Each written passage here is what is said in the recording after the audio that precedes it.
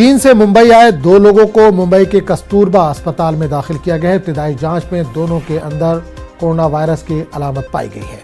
Corona virus से मुतालिक मालूमात देते हुए मुंबई महकमा हेल्थ ने कहा है कि हमने हांगकांग और चीन से आए लोगों की जांच की है।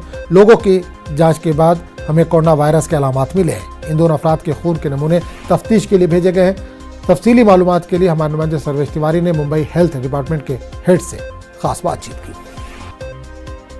कोरोना वायरस को लेकर मुंबई महानगर पालिका मुंबई शहर में क्या कुछ कदम उठा रही है, क्या सावधानियां बरत रही है, इसको लेकर हमारे साथ बातचीत करने के लिए मौजूद हैं मुंबई महानगर पालिका की हेल्थ विभाग की हेड पद्मजा केसकर जी। जी, क्या कुछ सावधानियां बरत रही हैं? मुंबई महानगर पालिका के लिए जो स्टेट गवर्नमेंट ने गाइडलाइंस दी है उस हिसाब से हमारी सब कार्रवाई चल रही है।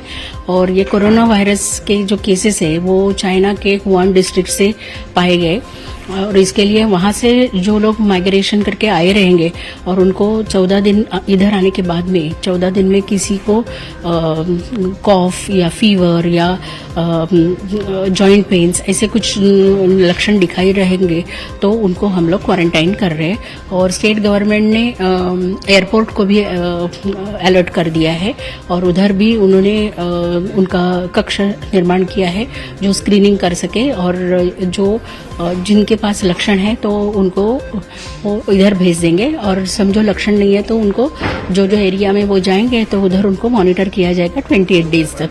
और अभी हमारे पास में 2 ऐसे वसई और नाला सोपारा एरिया से केसेस आए हैं जो चाइना से माइग्रेट हुए हैं और उनको कॉफ है। Patients are very stable, there is nothing to worry. और वो उनको मॉनिटरिंग के लिए खाली रखा है और उनका सैंपल भी NIV में भेज दिया है जहां उसका डायग्नोसिस हो पाएगा। तो there is nothing to worry, खाली मॉनिटरिंग के लिए।